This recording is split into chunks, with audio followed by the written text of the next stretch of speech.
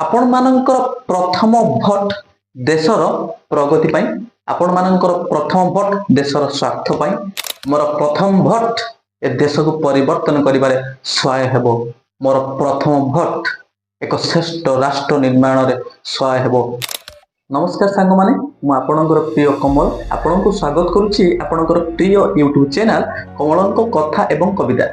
सांग माने आपणकर अभिलाष थिला जे आपण जे माने नुआ आछंती नुआ प्रथम थर भोट देबे, वर्तमान निर्वाचन आसुछि, सेथिबाई आपण मानकर प्रथम भोट देशर प्रगति पाई, आपण मानकर प्रथम भोट देशर स्वार्थ पाई, आपण मानकर प्रथम भोट एक श्रेष्ठ भारत वर्ष निर्माण रे तार प्रतिश्रुतिबद्धता रहिबो। एई विषय मु आपणकर प्रिय कमल आपणको स्वागत करूछि आपणकर प्रिय यूट्यूब चैनल कमलंको कथा एवं कविता। आजिर शीर्षक होछि आपण मानकर प्रथम भोट एक श्रेष्ठ भारत वर्ष गठनर अभिलाष को। सांग माने आपण माने मध्य पढ़िथिबे, मु मध्य पढ़िछि। अब्राहम लिंकन कर गोटे उक्ति थिला, गणतंत्र हेउछि लोकंकर लोकमानक पई एवं लोकमानकर द्वारा। तेणु आपण मानकर प्रथम भोट दिवा दरकार जे आपण मानक सहित सदा सर्वदा रहिथिबो। सुखरे दुखरे प्रति मुहूर्त रे आपणक पाखरे छिड़ा हेइथिबो। आपण मानकर प्रथम भोट एमति दिवा दरकार जे शिक्षा, स्वास्थ्य, परिवहन, गमनागमन, प्रजुक्ति विद्या सब क्षेत्र चिरस्वस्थ होइथिबो। सब विषय जानिथिबे एवं ए सब विषय जानि आपण मानकर सुख दुखरे से रहि पारुथिबो। जदि आपण मानकर मौलिक समस्या से पूरण करि परिबो, तेबे विश्वास रखंतु से एक श्रेष्ठ भारत वर्ष गठन रे मध्य तार अभिलाष को गोटे पाद आगु को नै जिवो। आपण माने एमिति व्यक्ति को चयन करंतु जे सुविधावादी राजनीति करि परिबे नाही। आज गोटे दल रे काली निजर स्वार्थ पई आ गोटे दल रे, पुणी निजर स्वार्थ पई आ गोटे दल रे किंतु मीडिया रे आसी बाइट दउथिबे। लोक माने चाहिए से मु ए गोटे दल थी आ गोटे दल को चली गली ना ना, से कह जाए सुविधावादी राजनेता। आपण सेमिति व्यक्ति को बाछंतु नहीं जे सुविधावादी राजनीति करिवे। आपण मानक आगु जावाई से देवे ना, आपण मान सहित गुड़े माने गड़े गोटे पाद दे से आगु को पड़े जीवे, कहीं से सुविधावादी राजनीति विश्वास करते। तेणु आपण मान अनुरोध रहा मैंने सुविधावादी राजनीति व्यक्ति को भोट देवे ना।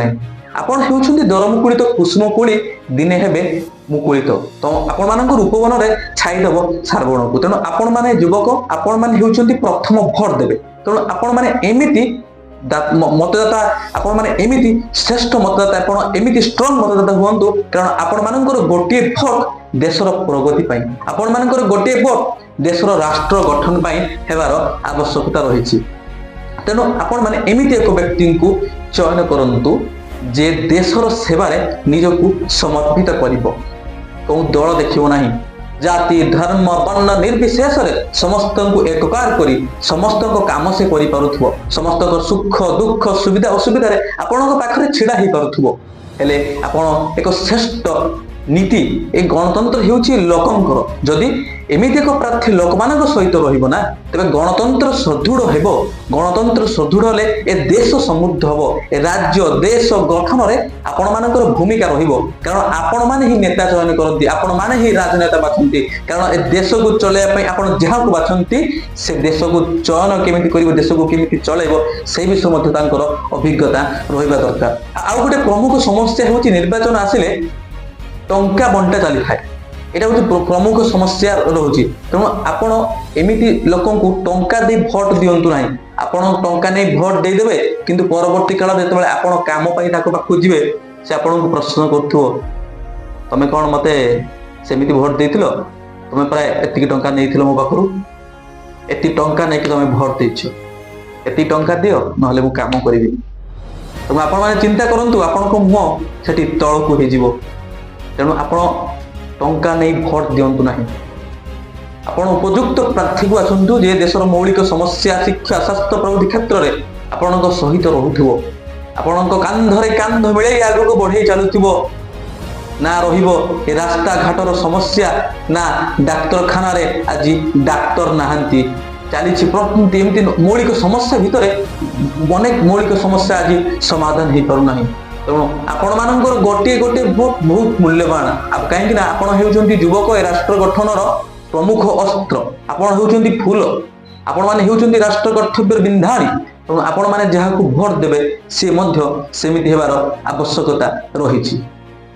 ପରବର୍ତ୍ତୀ ପଦକ୍ଷେପ ଉପରେ ଆମେ ଆଲୋଚନା କରିବା ଯେ ବର୍ତ୍ତମାନ ସମୟରେ ଆପଣମାନଙ୍କର ଗୋଟିଏ ଗୋଟିଏ ଭୋଟ ବ୍ୟକ୍ତି ବିଶେଷଙ୍କୁ ହେବା ଦରକାର।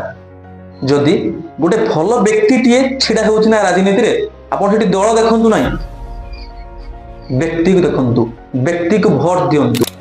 ମୋର ପ୍ରଥମ ଭୋଟ ଯୁବ ସମାଜକୁ ଜାଗୃତ କରିବ। ମୋର ପ୍ରଥମ ଭୋଟ ଏ ଦେଶକୁ ପରିବର୍ତ୍ତନ କରିବାରେ ସହାୟ ହେବ। ମୋର ପ୍ରଥମ ଭୋଟ ଏକ ଶ୍ରେଷ୍ଠ ରାଷ୍ଟ୍ର ନିର୍ମାଣରେ ସହାୟ ହେବ। ମୋର ପ୍ରଥମ ଭୋଟ ଗାନ୍ଧୀଜୀଙ୍କର ସ୍ୱପ୍ନ ଦେଖିଛନ୍ତି ସେ ସ୍ୱପ୍ନକୁ ସାକାର କରିବା ଦିଗରେ ସହାୟ ହେବ। ତେଣୁ ଆପଣମାନେ ସେଇ ଚିନ୍ତା ଭାବନ୍ତୁ ନ, ଆପଣମାନଙ୍କର ପ୍ରଥମ ଭୋଟ ଏକ ଶ୍ରେଷ୍ଠ ରାଷ୍ଟ୍ର ଗଠନରେ ସହାୟ ହେବ। ଏଥିରେ ତିଳେ ହେଲେ ସନ୍ଦେହର ଅବକାଶ ନାହିଁ। କାରଣ ଯଦି ଆପଣ ଉପଯୁକ୍ତ ପ୍ରାର୍ଥୀକୁ ବାଛିବେ ତେବେ ଡାକ୍ତରଖାନା ଉପରୁ ପାଣି ଗଳିବ ନାହିଁ। ଡାକ୍ତରଖାନାରେ ଡାକ୍ତରମାନେ ରହିବେ, ଡାକ୍ତରମାନେ ଛୁଟିରେ ପଳେଇବେ ନାହିଁ ଏବଂ ଡାକ୍ତରମାନେ ରାତିରେ ଯେଉଁଠି ରହିବା କଥା ସେମାନଙ୍କର ଦାୟିତ୍ୱ ଅଛି ସେ ଦାୟିତ୍ୱକୁ ସେମାନେ ଉପଯୁକ୍ତ ଭାବରେ ସମାପନ କରିବେ, ସେ ଦୌରାତ୍ମ୍ୟକୁ ମଧ୍ୟ ରଖିପାରିବେ। ଆପଣମାନେ ଏମିତି ଉପଯୁକ୍ତ ପ୍ରାର୍ଥୀକୁ ମଧ୍ୟ ବାଛିବାର ଆବଶ୍ୟକତା ରହିଛି। ଆପଣମାନେ ଏମିତି ଉପଯୁକ୍ତ ପ୍ରାର୍ଥୀ ବାଛନ୍ତୁ ଯେ ଆପଣଙ୍କୁ ନେଇ ଏକ ଶ୍ରେଷ୍ଠ ଭାରତବର୍ଷ ଗଠନର ସ୍ୱପ୍ନ ଦେଖିବ, ଆପଣମାନଙ୍କ ସହିତ ଆଗେଇ ଚାଲିବ, ଆପଣମାନଙ୍କର ପ୍ରତ୍ୟେକ ସମସ୍ୟାକୁ ସମାଧାନ କରିପାରିବ। ତେଣୁ ଆପଣମାନଙ୍କର ଭୋଟ ଏକ ଶ୍ରେଷ୍ଠ ରାଷ୍ଟ୍ର ଗଠନ ପାଇଁ, ଆପଣମାନଙ୍କର ଭୋଟ ଏକ ଶ୍ରେଷ୍ଠ ଯୁବକ ହିସାବରେ ନିଜକୁ ପରିଗଣିତ କରିବା ପାଇଁ, ଆପଣମାନଙ୍କର ଭୋଟ ଏ ଦେଶକୁ ପରିବର୍ତ୍ତନ କରିବା ପାଇଁ। କାରଣ ଏ ଦେଶ ଚାହେଁ ପରିବର୍ତ୍ତନ। ତେଣୁ ଆପଣମାନଙ୍କର ଭୋଟ ଏକ ଶ୍ରେଷ୍ଠ ଗଣତନ୍ତ୍ର ପାଇଁକୁ ଏକ ଶ୍ରେଷ୍ଠ ଗଣତନ୍ତ୍ରର ଆଭିମୁଖ୍ୟ ହେବା ଦରକାର ଏବଂ ଆପଣମାନଙ୍କର ଭୋଟ ଆମେ ଗଣତାନ୍ତ୍ରିକ ଅଧିକାରର ମୂଲ୍ୟବୋଧ ହେବା ଦରକାର।